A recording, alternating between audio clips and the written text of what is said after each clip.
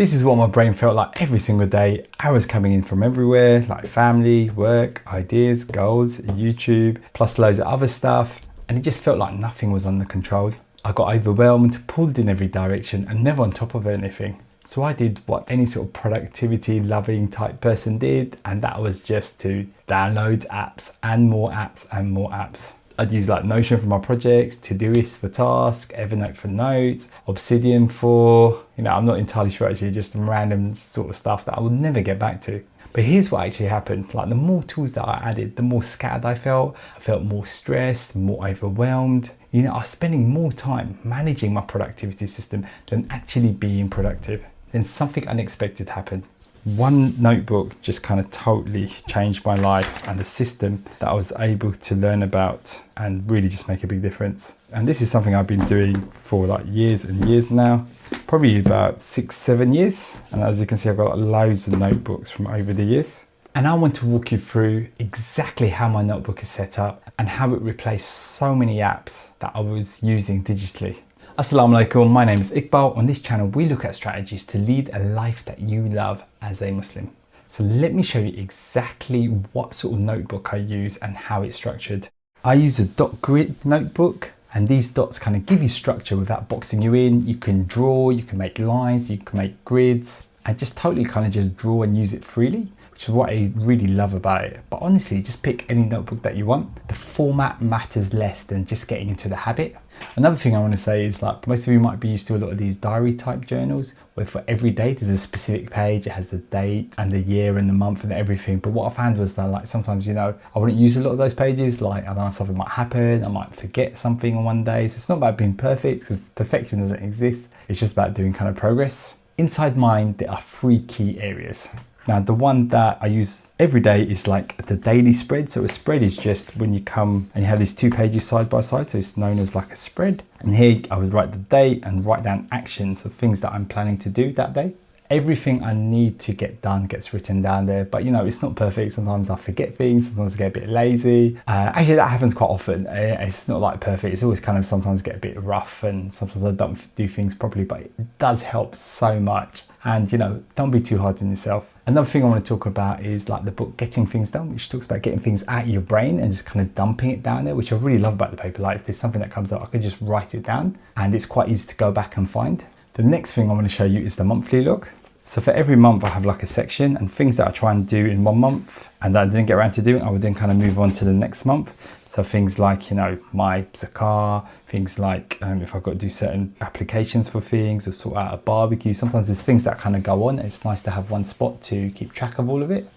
And then the third is the yearly spread. So here, the whole year is just available on one page. So this is in August, I'm going on a holiday to Mallorca, which is a little island in Spain. And then it's my wife's birthday on this day, my son's birthday, my other son's birthday. I got things like the car service to do. So it's just nice just to have that big overall view. I don't kind of use this as much, but definitely use the monthly log and the daily log every single day. And that's basically the main structure. It's 3 spreads, the daily log, monthly log, the yearly log, and that's it. That's pretty much the main thing.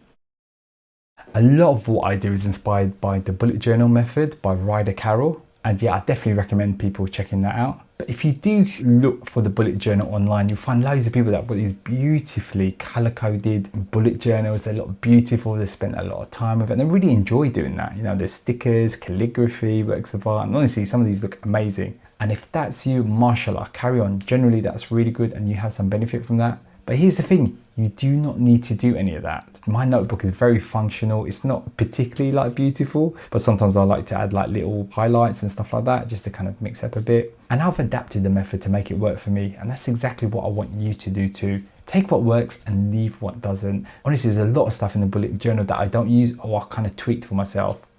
Let's talk about task management, because this is where the notebook earns its place. Most productivity systems start with a to-do list, and so does my one. But there's something that happens when you write by hand that just doesn't happen when you type. Research consistently shows if you write something down by hand, you're significantly more likely to do it. So I really like these kind of simple things that I can understand and do. There's something about the physical act, the pen on paper, that creates commitment. It's slower, and that slowness is actually the point.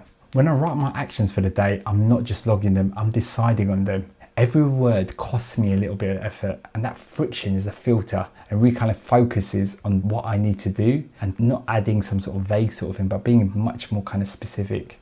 Now, I want to be fair, apps are amazing and some people get a fantastic benefit from them. And I'm not saying that I don't use any apps at all. One of the issues I had with using apps is that you're constantly just searching for stuff and it's hard to quickly kind of find things. Whereas with the notebook, you're able to kind of flick back and forth quite easily. With this to-do list kind of apps, there's zero friction to adding tasks and the list just kind of grows and grows and grows. And you just kind of like put that task in there and it's just kind of in the system, and then it gets quite hard to sort of find it and manage it and figure out when you want to kind of do it. And I ended up building this massive sort of elaborate system. And then like a few weeks later, I've just kind of just stopped using it completely. The bug in the app is that it's too easy to add stuff and you just keep adding more and more stuff. And it has very low friction to add as well. As a result, you just end up with this whole massive like abyss of tasks that you never actually end up finding and organizing and just feeling comfortable and feel like you're in control. Now here's the reframe that kind of changed things for me. Friction is not the enemy, friction is the filter. When writing something down costs you a little effort, you only write what actually matters. So instead of a to-do list, the bullet journal method talks about writing actions instead. So I don't put something down like, oh, just do the taxes. I'd put something down like, okay, email the accountant and let them know that I want to start working on my taxes.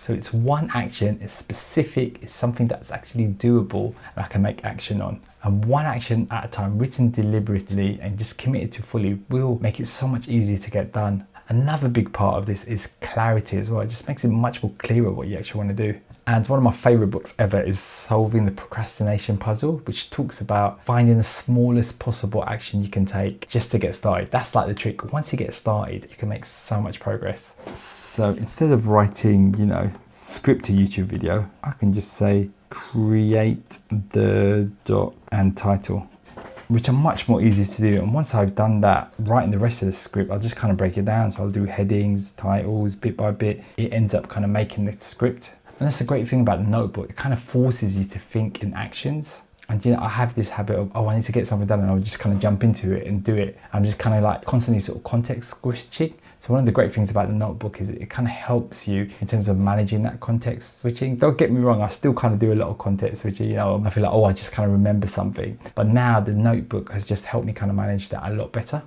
Now let me show you what this practically means. Handwriting out tasks on the notebook, that slow kind of deliberate writing, just kind of notice how that feels, when you're writing by hand. You can't multitask, you have to kind of focus on that one thing. You are just here deciding what matters right now. And if something doesn't feel worth writing down, it's probably not worth your time at all. And your notebook just kind of helps you focus on what you actually really need to do.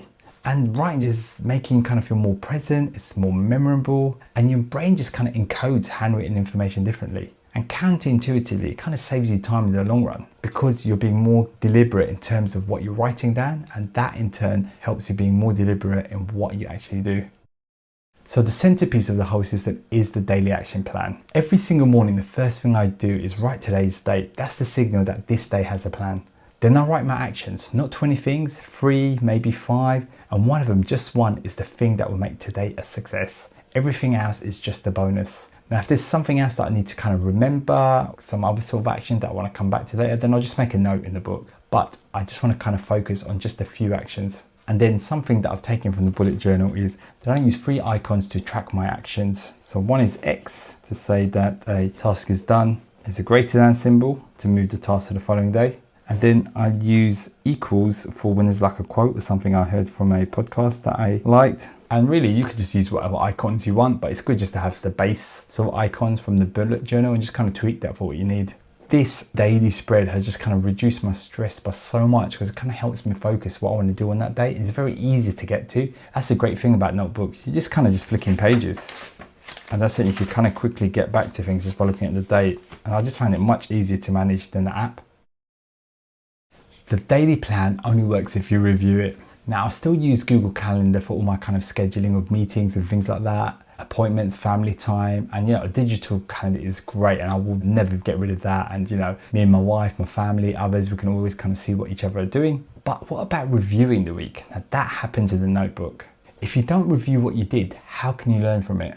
This is where I look back, what had gone well, what didn't go so well, and what I'm gonna like continue kind of working on or trying out next. The book Tiny Experiments by Anne Lecœur has a really great way of doing your weekly review, which is plus, minus, next. Plus is what went well, minus is what didn't go well, and next is what you're gonna maybe try something different or tweak it. And honestly, that's one of the best bits of advice from the book, and it's something that I do myself.